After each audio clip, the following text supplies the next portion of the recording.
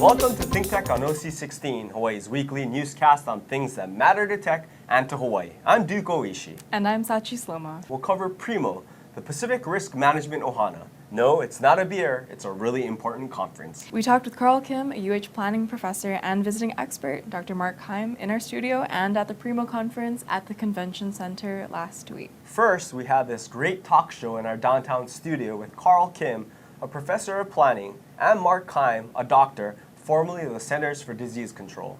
Dr. Keim has made it his mission to educate the public about the community medical issues that arise in the course of these disasters. Today, tomorrow, begins this extraordinary conference, this PRiMO conference, which stands for Pacific Risk Management Ohana. The I is assumed. It's a silent I. Well, it's an implied I. Yeah, right. The I, it must be implied in all these things. It is a vowel. It is a vowel. How much for a vowel? Right. But you're both involved in it. Karl, you're the co-chair of the program. And Mark, you are one of the keynote speakers, speaking on Wednesday. Yes, sir. Okay, so, I really am interested. We cover this all the time, and it's nice to have our paths converge a little to discuss it. So I guess I would ask you first, get the stage, set the stage. Tell me about the conference. How did it come about? What do you hope to achieve? How is it going to unfold starting right now? Mm-hmm. Well, this is the 13th year of the conference, and PRiMO is comprised of a number of different agencies involved in disaster risk and reduction. It includes NOAA, FEMA, the Army Corps of Engineers, many state and local agencies, university researchers, NGOs, different groups that are involved in all phases of disaster risk reduction and resilience. So every year we get together and do a number of different things. First, we have outstanding speakers that come from all over to present the latest developments in sometimes in detection or warning or alert systems, but also about programs for building awareness and preparedness. The other thing that we do is we have training workshops, and this morning and this afternoon at the Convention Center, there are workshops on how to use UAVs, unmanned aerial vehicles, or drones as they're sometimes referred to, for disaster management. We also have a course on food security, another one that's on tsunami modeling, and then we also have some courses on grant writing. And then the other thing that we do, in addition to having the conferences and exchanging information, is that we have working sessions. We have these groups called WHOIs, and we have one on risk assessment, another on a new one that's just formed on health security. We have a great one that's on indigenous knowledge and environment, as well as other kind of more conventional types of committees on information technologies and geospatial technologies. We have a training and education community, WHOI, and then also a communications WHOI. And then in addition to exchanging information, for having these training workshops and these working sessions where we try to pull together plans for preparedness, we also try to honor some individuals and several people who have made significant contributions in terms of building resilience, building resilient communities, will be honored at this event. You want to tell us a little about who that might be? Well, some of it I think it's a surprise, but one of them I can announce, right, because it's, in addition to being a professor of urban and regional planning, I direct the National Disaster Preparedness Training Center. It's a FEMA Homeland Security funded center housed at the University of Hawaii. And every year we've awarded someone with the Community Resilience Leadership Award. And this year I'm very pleased to announce that the recipient of that award will be Dr. John K. Matsuoka, who is president and CEO of the Consuelo Foundation. And we're recognizing him not only for his years of work as a professor and social worker and dean of social work at the University of Hawaii, but for his leadership and working with the Consuelo Foundation following Typhoon Haiyan in the Philippines, and really the important work that he's been doing, the foundation has been doing in terms of working with women and children and other impacted groups in the Philippines. And so we will be honoring him as well as others who I think will be announced at the awards enough. ceremony on Wednesday. Thank you for giving us at least his name. Yes. Yeah. Okay, all right. Dr. Keim, you're giving this keynote. You're a medical doctor. You're talking about the relationship of health and, I guess, post-disaster planning, I guess. That's what it is, eh? Yeah, and in particular for this conference, I'm talking about it in relationship to climate change. And, you know, we expect that climate change is, well, it already is. It's already increasing the number of what we call extreme weather events. So floods, hurricanes, landslides, and so on. And so what we're seeing now is increasing number of health effects from those as well. In addition to those extreme weather events, we can expect increased areas of malnutrition in the Pacific. We can expect changes where diseases normally are in one area for them to move to other areas. And we can also expect some of those diseases that we already know in the developed world, like strokes and heart attacks, for those to increase because of these kinds of changes in our climate. So what I'm really trying to do is to get out ahead of that and start talking about prevention and preparedness for those kinds of changes that we are already seeing in the Pacific, and we can expect for them to go on for quite a few years more. How many? If we were to stop burning fossil fuels today, we could still expect over 100 years of change in the climate. PRiMO began in 2003 to explore collaboration among the organizations involved in risk and emergency management.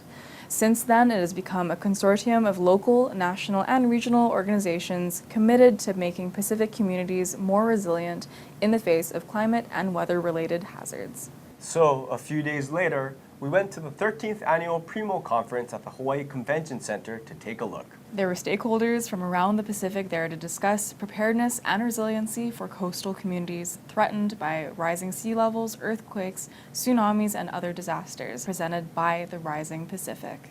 His Highness Tuiatua Tupua Tamasese Efi, head of state of Samoa, was invited to attend and speak at the program. He provided insight into the reality of climate change and its impact on Pacific Island nations. This theme for this year's conference was The Rising Pacific, Currents of Change and Solutions for Resilience. The keynote speaker was our old friend, Dr. Mark Keim, founder and CEO of Disasters DOC and former Associate Director for Science at the Center for Disease Control. We were sort of meant to meet. I know this because we're in the same place we're both in Sendai last week at the UN World Conference on Disaster Risk Reduction. We both flew back on the same day to Honolulu. You know, he was there in part because he won a big award. You know, he won the Sasakawa Award for making really significant, numerous contributions to building networks and bridging disciplines and making a difference in disaster risk reduction. I mean, if you look at his background, it's kind of neat. I mean, he's a doctor. He also has an MBA, and he's had a long, distinguished career at the Centers for Disease Control and Prevention. He's made a big difference in many people's lives, and he's continuing to make improvements and to build the connections.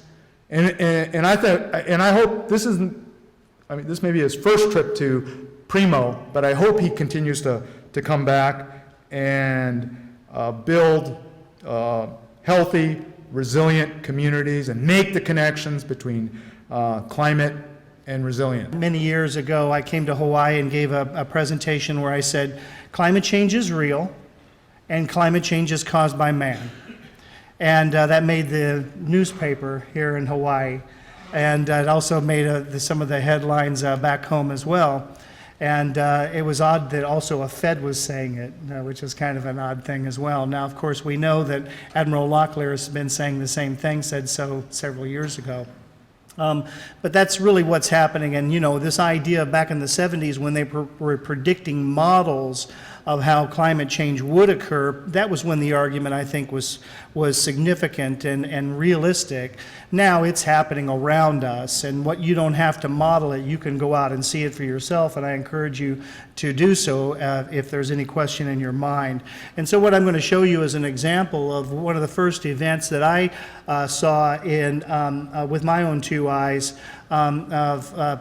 of climate change in the Pacific and its effect on health. Not only is climate change happening, but climate change is affecting health around the world. And one of the things, the difficulty is to be able to directly attribute health effects to climate change. And only one world event prior to this event had done so, and that was the heat wave that killed tens of thousands of people. Some estimate up to 75,000 people died in the European heat wave a little over a decade ago. And that has really been the benchmark for attribution to climate change. But then I was in Amsterdam at a conference, and I got a phone call from my boss at the time, actually my boss's boss called me up, the center director at CDC, and called me up and said, "We think we have a sentinel event for climate change in the Pacific, and I want you to get on a plane in Amsterdam and fly to Atlanta, switch over and get to Micronesia as soon as you can." And that's what I did. So flew into Micronesia and then hopped on a ship, and 11 hours later we were at this little atoll in Mortlock Islands in southern Chuuk State of Micronesia. What I'd like to do is be able to share with you, let me see if I can get this thing linked up, through the wonders of Google, maybe it'll take you to look a little bit more at the place. So typical atoll, what we have in the center of that atoll is huge numbers of communal gardens. Of course, everyone has their own little patch in there. What do you think's growing in there? Taro, right? Of course, yeah. So taro's growing in there, and it's actually not too far either side from the ocean. My wife always loves Marshall to go with me to the Marshall Islands because she said you can look forward when you're standing at the airport and see the ocean on both sides of the Marshalls. And so it's always a unique experience, and that's pretty much what Lucanora Atoll has as well. So we looked at a couple of different islands here, one on this side and another over here on this side as well. And the Micronesian government had actually asked us to help them with that particular event, look at that particular event, because there had been an inundation event, a sea level rise inundation event. So what does that mean? Well, basically, sunshiny day, no storm, not related to a tide whatsoever, but the water just came up. It came up slowly. It didn't cause any significant structural damage. People thought it was kind of odd at the time, and walking through it, the kids were playing in it. It went over the entire island of about 12 to 18 inches deep, and then it slowly went away. And people, that's weird, you know, we hadn't seen that before. As a matter of fact, in a few islands away, one of the chiefs over in that area actually said when he was a small boy, he had seen one before in his entire lifetime. So this one, people on this particular island didn't quite understand what it was. They just thought it was kind of funny, and then it went away. And then what they started noticing several weeks later is that their taro was dying. Because their taro had been poisoned by the salt water. And not only had their taro died, but later they started noticing that their breadfruit trees were dying. Now, if you live in a small island and you lose your taro and you lose your breadfruit, you've pretty much lost dinner for a long, long time. That's the entire carbohydrate, source of your carbohydrates. And you can't just live on proteins alone either. And that's a lot of fish if you're going to try to feed a family with pure protein. So what ended up happening is they lost nearly all the carbohydrate sources except for a few that remained that were still in pretty bad shape by the time that we arrived there. So I want to show this is just a snapshot from a map that shows sea level rise in over a longer period of time, 1950 to 2009, but this is just one snapshot that I was able to pull out of there that shows the higher areas of elevation of you go according to altimetry and tide gauges. You can see over here towards 10 are white and red, and you can see that dot or that star that star that's right here, that's the location of Lucanor Atoll. And so, I'm a health guy. If it doesn't have a blood pressure, I don't understand it. But what I've learned since then, of course, is that the entire ocean is not just completely level everywhere or not completely flat. It has these bumps and higher spots in it than others. And what ends up happening is through this range stretching from the southern Marshall Islands, going across over through the southern Micronesia and stretching down into this region, we see this flare up from time to time, and it's becoming more and more frequent. And so what had happened was there was that higher area. And of course, I'm sure the hazard specialists in the room can explain this much better than I can, but basically what we saw is the result of that particular effect. So when we landed in that atoll, you can imagine that, these are children that actually see the Chuk Star, which is the Chuukese boat that makes a semi-annual trip around the major islands of Micronesia.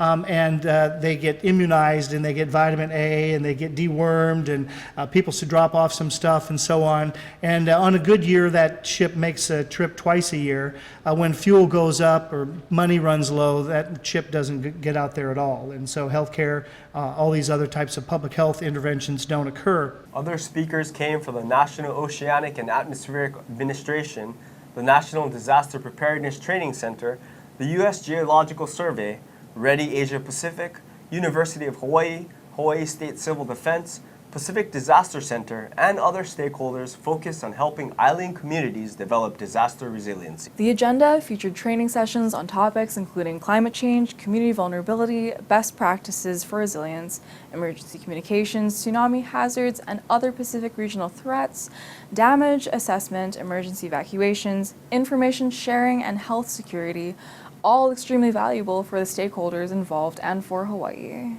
The effects of climate change are upon us and will get far worse in the next few years. We ignore these things at our peril. It's critical that we understand and assess the effects we will suffer, and that we marshal our resources, enhance our expertise, and coordinate agencies to deal with them. PRiMO is a great step in that direction. For more information on the conference and on PRiMO, visit www.primohui.org.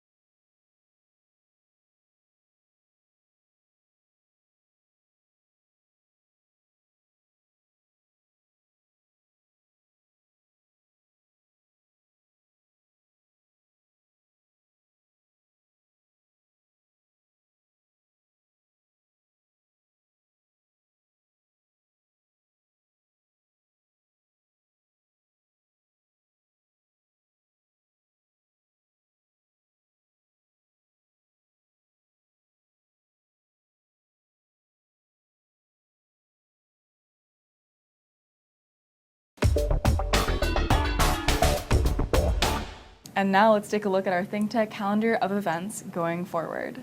The big news is that ThinkTech has launched 2 new news shows, our daily ThinkTech News with Donna Blanchard and Radar News with Sachi Slomoff. ThinkTech News can be streamed live during the day. We broadcast both the daily news and Radar News between our talk shows. Check out our revamped website to see more about our shows, our upcoming luncheons, and more.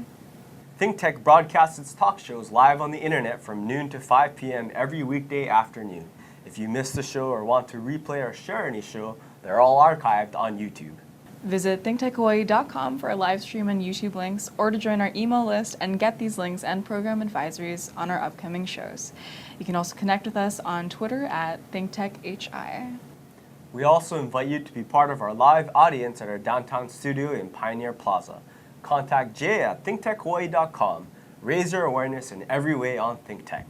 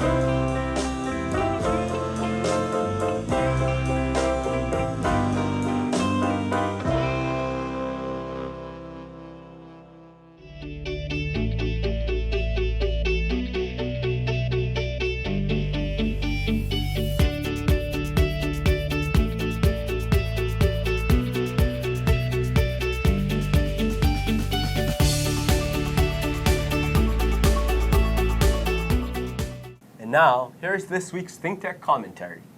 This is a time for Hawaii to revitalize its policies on offshore investment. Regrettably, we don't have enough to pay our state retirement system or our $40 billion of unfunded liabilities. We can't fix our airports or roads, we can't finish rail without regressive tax increases, and we can't replace the funding Dan Inouye brought in. Tourism or not, we don't have enough money to grow our economy or build our infrastructure. The odd thing is that we also turn away billions in offshore investments, an extravagance we can hardly afford. Our kids can't find jobs or housing, but we reject deals that could help them. Is this rational? Most recently, we've been breaking our promise on the 30-meter telescope. TMT followed the law and we issued the permit, but we have now stopped them from building. This abrogates the rule of law. The billions that would flow into our economy are held up, and more billions are being scared away. The neighbor islands send cruise ships and wind farms packing.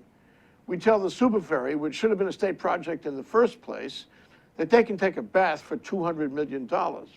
No ferry, no jobs, no winners there. Senator Michelle Kidani is seeking a study for another ferry, but don't hold your breath.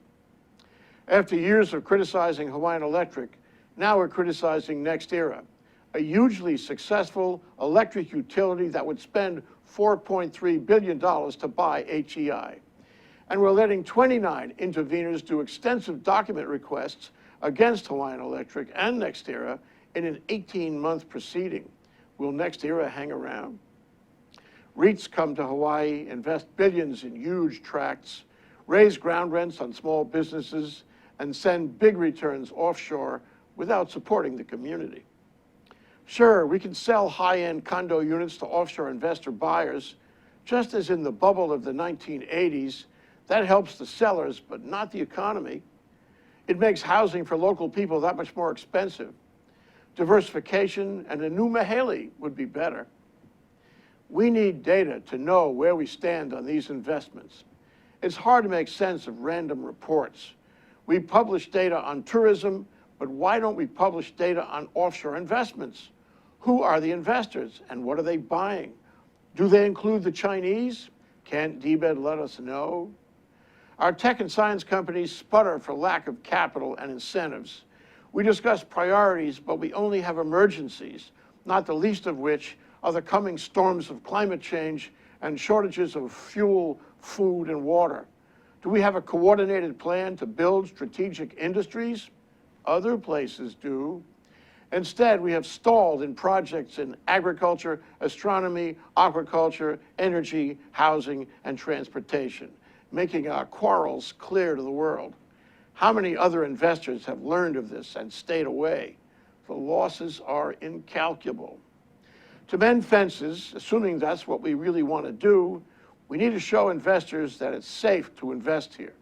If HTA can pitch Hawaii to millions of tourists, perhaps DBED can pitch Hawaii to a few offshore investors. That did not happen in the last two administrations, but maybe it can happen now. But we have to go beyond the romance of the pitch. We need to commit money to strategic incentives. If you want offshore investments, you make it clear by offering incentives. We resist that and swing instead from political contributions to activist demands. To achieve win-win relationships with our offshore investors, we need to properly manage them all the way through. We can't do it the way they do it in Singapore, but if we're clever, maybe we can find some innovative techniques that would work here. For regulated industries, regulators can impose conditions on change of ownership. For Comcast, the DCCA did impose some conditions. For NextEra, the PUC is likely to impose conditions too, although the efforts of some to create impossible gauntlets or split up the utility's assets don't seem appropriate. All agencies, legislative, regulatory, executive, and judicial, must then manage the resulting business reasonably. We can't change mid-course as we did in Act 221. We can't give gubernatorial advice, then sink the company that takes it, as in Superferry. We can't grant permits, then suspend them, as in TMT. Let's be a haven, not a trap for offshore investors. It's harder to manage unregulated businesses. But we could do friendly jawboning to make offshore investors into good citizens who support our people, culture, and environment. This jawboning could be by the leaders of industry, government, community, and the media. That could provide huge benefits, assuming we want investment in the first place. We'll be right back to wrap up this week's edition of ThinkTech. But first, we want to thank our underwriters.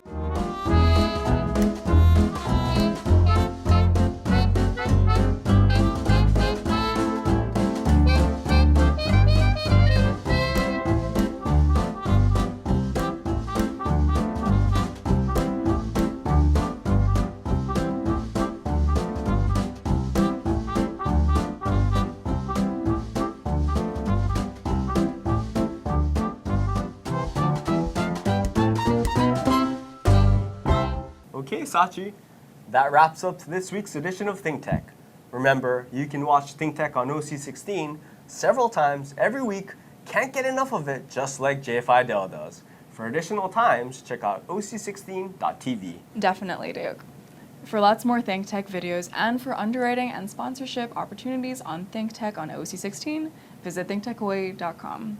Be a guest or volunteer, a producer or intern, and help us reach Hawaii. Thanks so much for joining us on ThinkTech and for supporting tech, energy, diversification, and globalism in Hawaii.